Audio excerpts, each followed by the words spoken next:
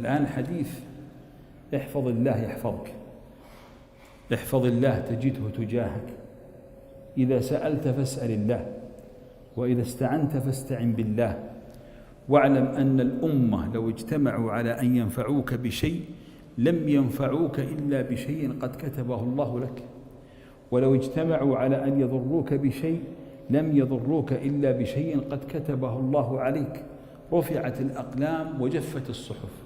هذا الحديث يسميه أهل العلم بالحديث المدهش مما فيه من الدهشة. أين نجد الحفظ في سورة الكهف؟ أصحاب الكهف هم عبارة عن فتية غلمان شباب صغار أعمارهم تتراوح يعني كلهم دون 20، كانوا على دين وعلى طاعة، وكان هناك حاكم في بلدتهم يؤذي الناس، خاصة إذا رأى الناس الذين يتجهون إلى الله عز وجل، فاجتمعوا فيما بينهم ماذا نعمل؟ قالوا خلونا نذهب إلى الكهف، فأووا إلى الكهف ننشر لكم ربكم من رحمته ويهيئ لكم من أمركم مرفقا، نرجو من الله إن الله تعالى يجعل لنا فرج مما نحن فيه.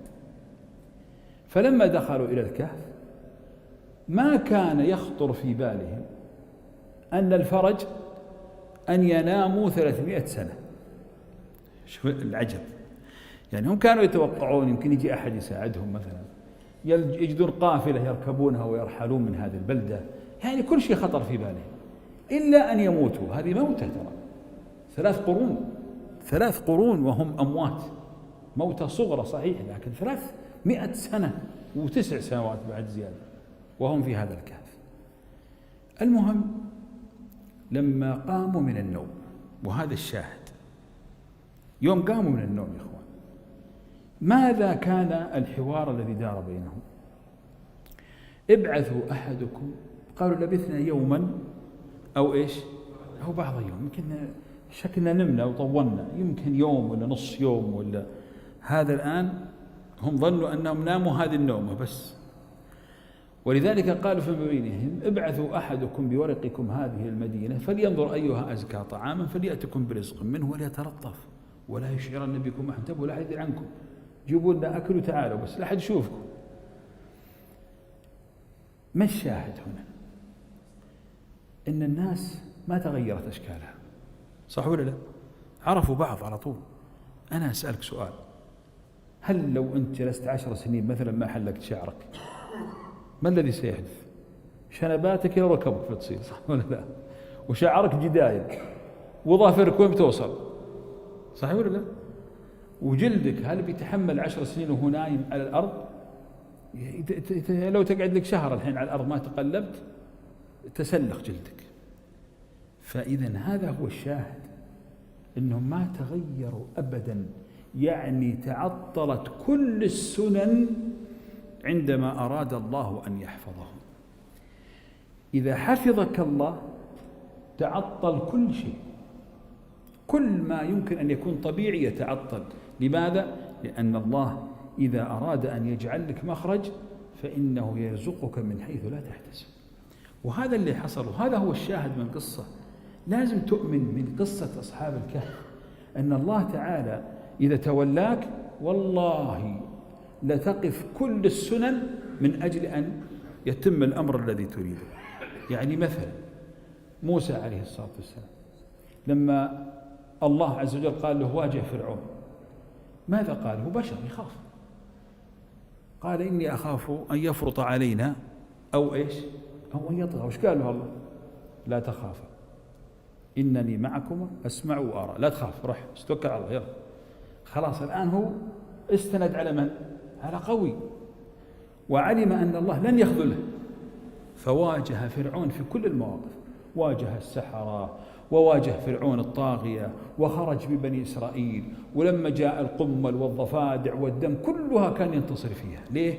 واثق بالله أن الله سيجعل له مخرج من كل ضيق يمر فيه. فلما اشتد الكرب متى؟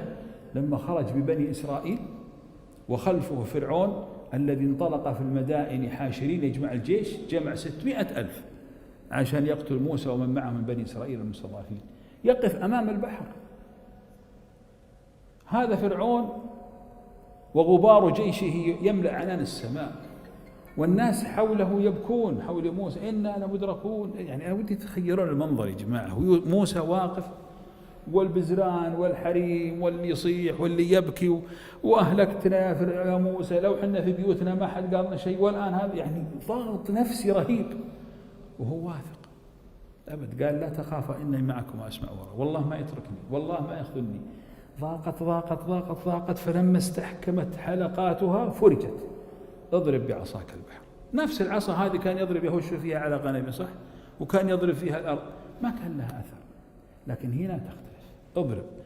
هل كان يخطر في بال موسى عليه الصلاة والسلام أن البحر سيقف كالجبال؟ مستحيل.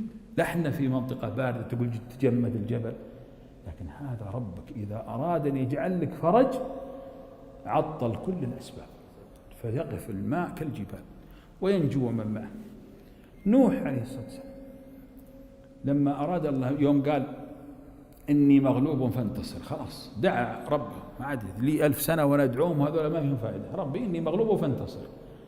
أمره الله أن يبني السفينة. وين قال له ابنها؟ هل قال راح على طرف البحر وابن السفينة؟ خلاه يطلع على رأس جبل، صح ولا لا؟ وبنى الجبل السفينة على هنا على ذلك الجبل، وقال ابنها هناك، حنا نجيب لك البحر إلى حدك. فيغرق الله الأرض كلها من أجل أن ينقذ نوح ومن معه. يا ليت يكون عندنا ثقة بالله يا أخوان. ترى أنت إذا قلت يا رب وكلتك أمري فوضتك أمري، خل عندك ثقة بربك. الله عز وجل لا يعجزه شيء في الأرض ولا في السماء. الله إذا أراد أن يحفظك والله ما يقف في وجهك شيء. خلك واثق إذا أن الله عز وجل ما أعطاك ما تحب أنه ما أعطاك إياه لأنه مو من مصلحتك أنه يجيك هذا الشيء. خلك واثق أن الله سبحانه وتعالى إذا ابتلاك بأي بلية فما هو معنى هذا أنه يكرهك، لا. يقول ربك جل جلاله ولو بسط الله الرزق لعباده لبغوا في الأرض ولكن ينزل بقدر ما يشاء إنه بعباده إيش؟ خبير بصير. هو الأخبر، هو اللي يعرف المرض أحسن لك ولا الصحة، الغنى أحسن لك ولا الفقر. ولذلك ما أجمل الثقة بالله. حبوا ربكم يا أخوان وثقوا بربكم واملأوا قلوبكم بحب الله. الله عز وجل رحيم كريم عدل. الله سبحانه وتعالى عند ظنك به. باختصار ما ظنكم برب العالمين؟ ظنك فيه حسن ابشروا والله بالخير، والله ظنك فيه وفيه سيكلك الله إلى نفسك. لأن بعض الناس تقول له ادع، قال الله نجرب يلا. اللهم لا لا لا لا، الله لا يجرب، ما تجرب ربك. ادع وانت موقن في الإجابة ولا اقعد. ربي أنت المحتاج لربك. ولذلك احسن في دعائك، احسن في ظنك، احسن في ثقتك، احسن في علاقتك، اربط حبالك فيه فهو الركن إن خانتك أركانه. أسأل الله تعالى يا إخواني أن يجعلنا وإياكم من الموفقين للخير، وأن يحفظنا جميعا بحفظه، وأن يصلحنا ويصلح ذرياتنا، وأن يعيننا على هذه الدنيا وما فيها من الكبد. وجزاكم الله خير، وصلى الله وسلم على نبينا محمد.